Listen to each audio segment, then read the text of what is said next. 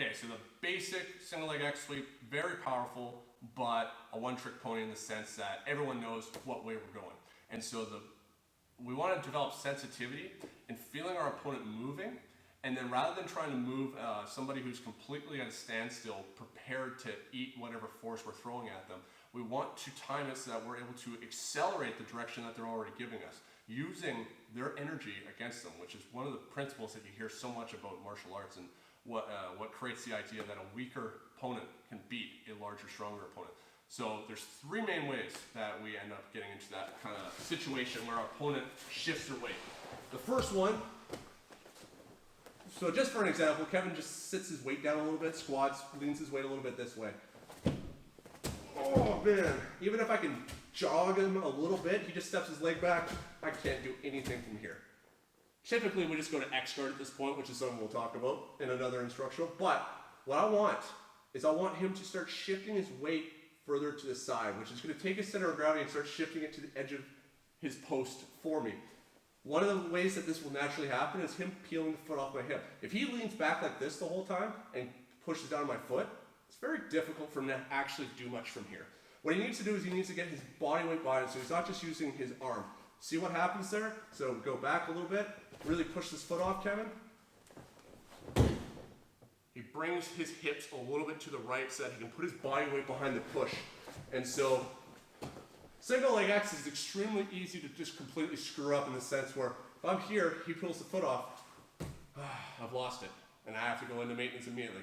However, good luck doing that against somebody who's really good, because the second he touches my foot every time, I'm going to knock him down and control both legs to then look to do the technical stand-up. So anytime, make sure that you have this control really tight so that somebody, like if he can lean back and then give a light push with his arm, then I'm doing this wrong. Make sure you're really engaged with your legs. Kevin tries to push, it's not enough, he starts leaning into it. As soon as he does, I create that twist with my body and I accelerate his momentum. Another way that this happens is if he steps his opposite leg back. What we're going to go over in the next sweep is the double lever control, in which if this leg was up closer, we're grabbing it and then sweeping. As I try and grab for this, he's going to step that leg back. As he does, he loses control of his center of gravity for a moment. A little bit of vulnerability is created. So here, I reach for it, he steps back, I complete the sweep. There I did that technical get up where I was able to just lean forward like this because I did it as he was falling, and so there was no force opposing me, and that was why I'm able to complete that version of the technical stand-up. Another way is obviously we've dumped our opponent forward with the forward tilt that we went over earlier for the maintenance, and he's going to re-correct himself. I drive him so far to the right that he has to drive himself back to my left to center himself up. As he's doing that, I have a huge window of opportunity to accelerate him and throw him to the side. And this is what I can do as a response that if I'm trying to move him right now and he's just solidifying his weight and he's like leaning this way and he's like, no, then I can go, I'll kick it this way. What's going to happen is I go here, he starts pushing himself back, and I accelerate that motion.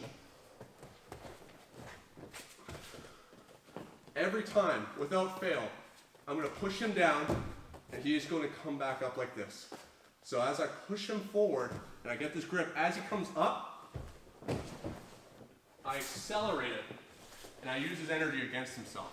If I wait until he centers himself and then becomes still again, I'm right back at the same point. So knock him forward, expecting that he's going to drive himself back up. And we can just create an endless chain with that, because if I'm having a hard time moving him or he's not really committing any one direction, he's leaning to the side here to eat this, I forward tilt, he comes back, I can't get him, I forward tilt, here he comes back, doesn't work, or I am able to actually complete that sweep, and then I look to perform the technical stand-up and complete the sweep. So that's three ways to try and build some sensitivity and see where like the green light's created in which we go, oh, he's not quite in control of his center of gravity, or there's a shift that has happened, and we're going to take advantage of it. We're going to accelerate his momentum in his center of gravity to take advantage of his weakness.